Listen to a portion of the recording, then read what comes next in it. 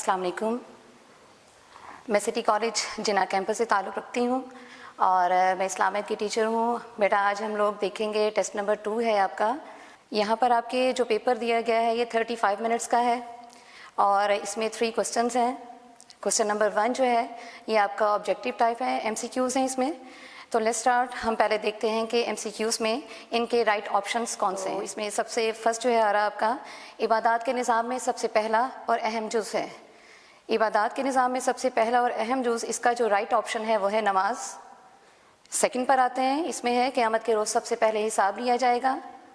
نماز کے بارے میں یہ اس کا رائٹ آپشن ہے. تھرڈ MCQs ہے زکوٰۃ نہیں لی جا سکتی. بیٹا یہ زکوٰۃ کے مسائل یا اصول کے حوالے سے ہے. یہاں پر اس میں یہ بتایا گیا ہے کہ زکوٰۃ ہم کن کن لوگوں کو دے سکتے ہیں. ویسے یہ مصارف میں بھی آ جاتا ہے لیکن یہاں پر جو بتایا گیا آپشنس میں جو ہیں دوست ہے, بیوہ, ماں یا دشمن. تو اس میں سے جو رائٹ آپشن ہے آپ کا وہ ماں, کہ ان کو زکوٰۃ آپ نہیں دے سکتے. اس کے بعد ہے نمبر 4 پر ہے زکوٰۃ سونے کا نصاب کیا ہے. اب نصاب جو ہے یہ ان لوگوں پر فرض ہوتا ہے کہ جن کے پاس ایک خاص مقدار میں سونا, چاندی, روپیہ, پیسہ یا سامان تجارت ہوتا ہے. تو ہمارے مذہب اسلام نے اس کو نصاب کا نام دیا ہے اور اس میں جو سونے کا نصاب بتایا گیا ہے یہاں پر آپ کے جو رائٹ آپشن ہے وہ ہے 7.5 تولہ. نیکسٹ پر آتے ہیں حج کے بارے میں ہے کہ حج ایک عبادت ہے. یہاں پر اس کا جو رائٹ آپشن ہے وہ ہے جامع. حج ایک جامع عبادت ہے. اس کو جامع عبادت اس لیے کہا گیا ہے کیونکہ اس میں جو تمام عبادات شامل ہیں. عبادات میں ہمارے نماز, روزہ, زکوٰۃ اور جہاد شامل ہیں. اب نماز کے حوالے سے دیکھیں کہ انسان کو اللہ کا قرب حاصل ہوتا ہے. اگر ہم زکوٰۃ پر آتے ہیں تو حج انسان جب کرنے کے لیے جاتا ہے تو اس میں اپنا مال خرچ کرتا ہے, ٹھیک ہے. اور اگر ہم لوگ دیکھتے ہیں کہ روزہ, تو روزے کے ذریعے انسان اپنی نفسانی خواہشات کو قابو میں رکھتا ہے. حج کے لیے انسان جب اپنے گھر سے نکلتا ہے تو اللہ تعالیٰ کے گھر کی زیارت کرنے کے لیے راستے کا سفر ہے, مشکلات کا سامنا کرنا پڑتا ہے, تو اس کو جو ہے وہ جہاد سے تشبیہ دی گئی ہے. اسی لیے حج کو ایک جامع عبادت کہا گیا ہے. تو بیٹا اس کا جو رائٹ آپشن آپ کا ہے حج ایک جامع عبادت ہے. اس کے بعد نیکسٹ آپ کا ہے کہ حج میں حدیث میں 70 نمازوں سے زیادہ ثواب ہے. یہ حدیث ہے, حضور صلی اللہ علیہ وسلم نے فرمایا قسم ہے اللہ کی جس کی مٹھی میں محمد صلی اللہ علیہ وسلم کی جان ہے, کہ اگر دشمن کے مقابل کھڑے ہونے کا ثواب جو ہے وہ بتایا گیا کہ گھر میں پڑھی جانے والی 70 نمازوں سے زیادہ ہے. تو یہاں پر 70 نمازوں سے زیادہ ثواب ہے جہاد کا. نیکسٹ آپشن ہے ہمارا MCQs میں, ہم نے پاکستان کا مطالبہ کیا تھا.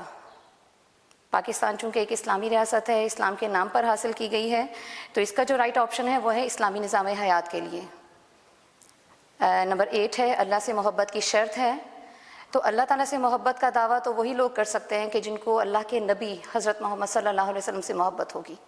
تو اس کا جو رائٹ آپشن ہوگا وہ ہے اطاعت رسول, یعنی جس نے اللہ کی اگر محبت کرنی ہے, اللہ سے محبت رکھنا ہے, تو اس کو جو ہے وہ پھر اس کے لیے ضروری ہے کہ وہ اللہ کے نبی سے بھی محبت کرے. لاسٹ ہمارا ہے حوض کوثر پر دیدار مصطفیٰ سے محروم رہے گا. اس کا جو یہاں پر رائٹ آپشن بنتا ہے وہ ہے بدعتی.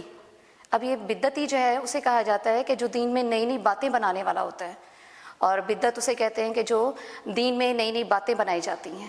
تو یہاں پر حوض کوثر پر نبی پاک صلی اللہ علیہ وسلم کے دیدار سے جن لوگوں کو محروم کیا جائے گا وہ بدعتی لوگ ہوں گے. اسٹوڈنٹس آگے دیکھتے ہیں یہ کوسچن نمبر 2. اس میں آپ کے شارٹ آنسرز ہیں. اس میں شارٹ نمبر 1 ہے ارکان اسلام سے کیا مراد ہے.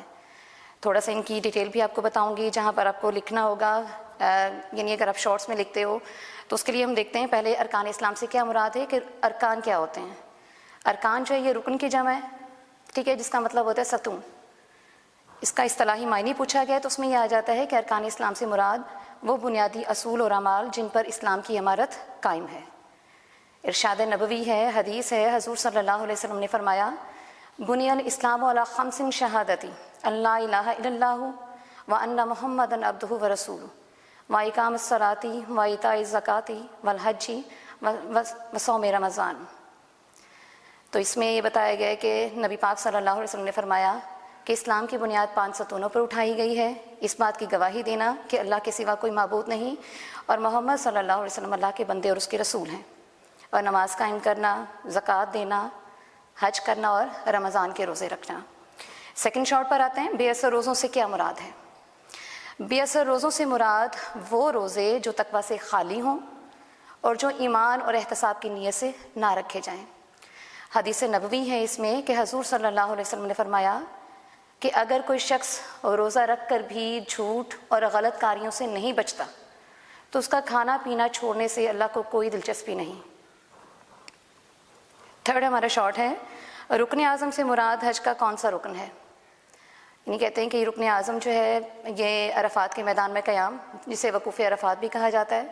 اگر انسان یہ نہ کرے حجاج کرام تو کہتے ہیں کہ اس کے بغیر حج نہیں ہوتا، تو حج کا رکن اعظم جو ہے وہ وقوف عرفات ہے۔ شارٹ نمبر 4، بیٹا یہاں پر یہ آپ کے آیا ہوا ہے کہ کلمہ شہادت آراب کے ساتھ لکھیں۔ تو پہلے آپ نے اس کو یہ کرنا ہے کہ پہلے عربی عبارت لکھنی ہے، اس کے بعد پھر آراب کو دیکھتے ہیں۔ تو اس کا آپ کو میں تھوڑا سا بتاتی ہوں کیسے آپ کریں گے۔ کلمہ شہادت پہلے لکھیں گے آپ،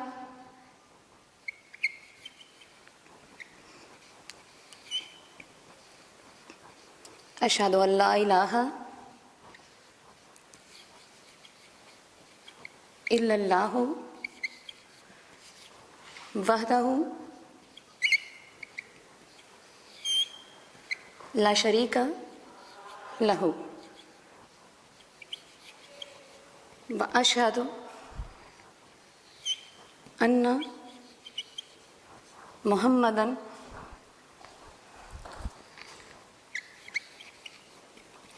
عبدہ ورسولہ۔ لکھنے کے بعد پھر آپ نے اس پر اعراب لگانے ہیں۔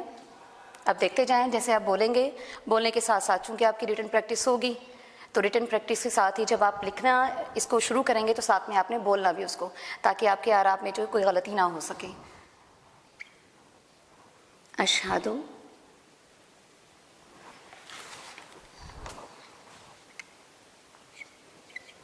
ان لا الہ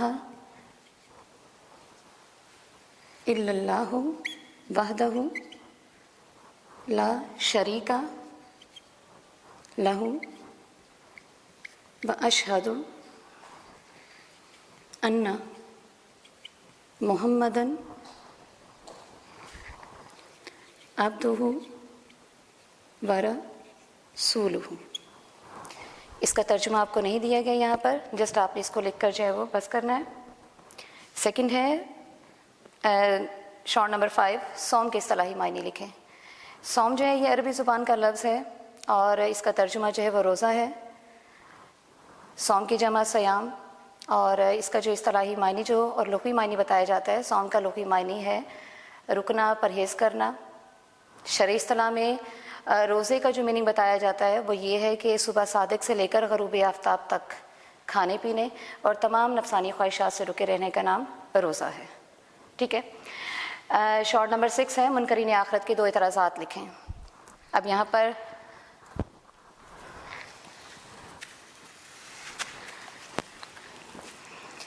منکرین آخرت جو ہے یہ مشرکین مکہ تھے کہ جب نبی پاک صلی اللہ علیہ وسلم نے ان کو جو ہے وہ آخرت کی تعلیم دی، ان کو بتایا کہ موت کے بعد کی زندگی بھی ہے، اعمال کا حساب کتاب ہوگا، تو انہوں نے انکار کیا اور مختلف قسم کے اعتراضات جو ہے وہ دیے، انہوں نے لگائے۔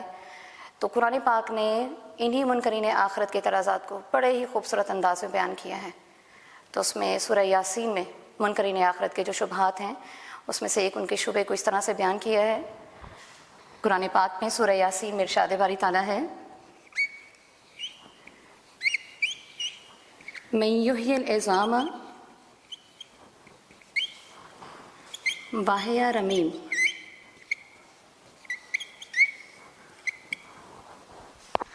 اب ان کا اعتراض یہ تھا کہ من یحیی العظام، کون ہے جو ہڈیوں کو زندہ کرے گا، وہی رمیم، جبکہ وہ بوسیدہ ہو چکی ہوں گی۔ یعنی دیکھیں قرآن پاک نے ان کے اس اعتراض کو اس طرح سے بیان کیا، یعنی ان کا آخرت کے بعد کی زندگی کا کوئی ان کا تصور ہی نہیں تھا کہ ایسا ہے کہ انسان دوبارہ سے زندہ ہوگا۔ تو انہوں نے یہ کہہ دیا کہ جب ہڈیاں گل سڑ جائیں گی، نیست و نابود انسان ہو جائے گا، تو کیسے ممکن ہے کہ دوبارہ ہم زندہ کیے جا سکتے ہیں۔ تو یہاں پر 2 اعتراضات پوچھے گئے ہیں۔ دوسرا اعتراض جو ہے سورہ انعام سے ہے، وہ یہ کہتے ہیں کہ ان ہی الا حیاتنا الدنیا، ان ہی الا حیاتنا الدنیا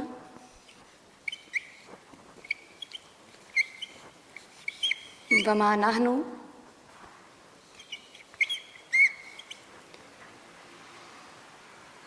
بمبعوثین، کہتے ہیں کہ انہی الا حیاتنا الدنیا، کہ صرف یہ دنیا کی زندگی ہی ہے، بس دنیا میں جو جی لیا جو کر لیا بس، وما نحن بمبعوثین، اور ہم دوبارہ زندہ نہیں کیے جائیں گے۔ یہ ان کے دو اعتراضات کہ جس کو قرآن پاک نے بہت ہی خوبصورت انداز میں بیان کیا ہے۔ نیکسٹ آؤٹ پر آتے ہیں، اس میں ہے مصارف زکوٰۃ کا ذکر قرآن پاک کی کس صورت میں آیا ہے۔ یہ مصارف زکوٰۃ جو ہے 8 ہیں، اور ان کا ذکر قرآن پاک کی سورہ توبہ میں ہے۔ اس میں جو مصارف بتائے گئے ہیں بیٹا، آپ اس میں جو صرف جسٹ اس کا یہی آنسر نہیں دیں گے کہ جسٹ سورہ توبہ لکھتے اور بس۔ قرآن پاک کی سورہ توبہ کی آیت نمبر 60 ہے، اس میں بھی آپ نے کرنا ہے ایسے کہ اس کو جو ہے وہ قرآنی آیت کو آپ لکھیں گے۔ سورہ توبہ سے ہے یہ، انما الصدقات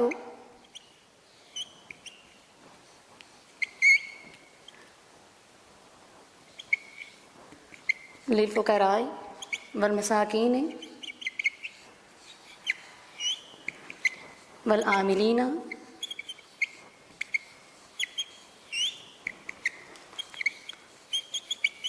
والعاملین علیہا والمؤلفات قلوبہم وفی الرقاب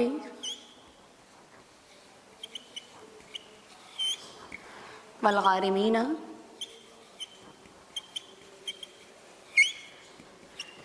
وفی سبیل اللہ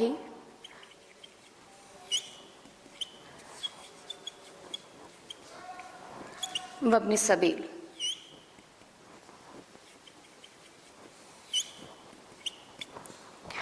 یہ 8 مصارف بتائے گئے ہیں، اس میں بے شک صدقات فقراء کے لیے، مساکین، عاملین زکوٰۃ اور نو مسلم لوگوں کے لیے، گردن چھڑانے کے لیے ہے، قرض داروں کے لیے، اللہ کی راہ میں اور مسافروں کے لیے۔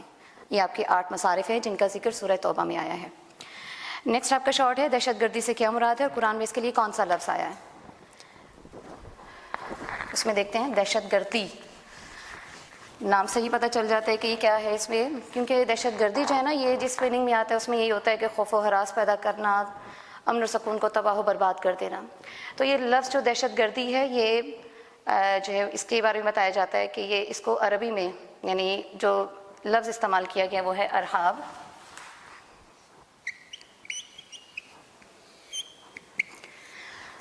اور قرآن پاک میں اس کے لیے فتنہ اور فساد یہ الفاظ استعمال کیے گئے ہیں، فتنہ اور فساد کے بارے میں کے حوالے سے۔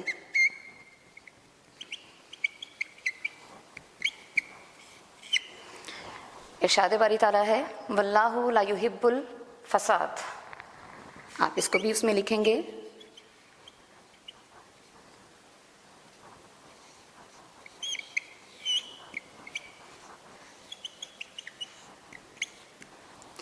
اور اللہ فساد کو ناپسند فرماتا ہے۔ نیکسٹ ہے مدافعانہ جہاد سے کیا مراد ہے، یہ ہمارا لاسٹ شارٹ ہے۔ اس میں یہ جہاد سے ہے، اور جو جہاد کی اقسام ہے جہاد بالسیف، اس کی یہ اقسام میں سے یہ دوسری قسم ہے۔ اس میں یہ بتایا جاتا ہے کہ جہاد بالسیف کی یہ پہلی جو قسم مدافعانہ جہاد، کہ مدافعانہ جہاد سے مراد وہ جہاد کہ جب کوئی غیر مسلم قوت مسلمانوں پر حملہ کر دیتی ہے تو پھر مسلمانوں کے لیے اپنے دین، اپنے ایمان، اپنی عزت و آبرو، اپنے مال کے تحفظ کے لیے جو کوشش کرنی ہے وہ مدافعانہ جہاد کہلائے گا۔ تو اسٹوڈنٹس یہ آپ کا جو ہے وہ جس میں شارٹس اور MCQs تھے جس کو میں نے ڈسکس کیا ہے، آئی ہوپ سو آپ کو سمجھ آ گئی ہوگی۔ نیکسٹ آپ کا ہے یہ لانگ ہے آپ کا حج کا فلسفہ اور اس کے فوائد بیان کریں۔ یہ آپ کو اچھے سے گائیڈ کیا گیا تھا جب آپ کو لیکچرز وغیرہ دیے گئے تھے، آئی ہوپ سو کہ آپ اس کو بہت اچھے طریقے سے اٹیمپٹ کر لیں گے۔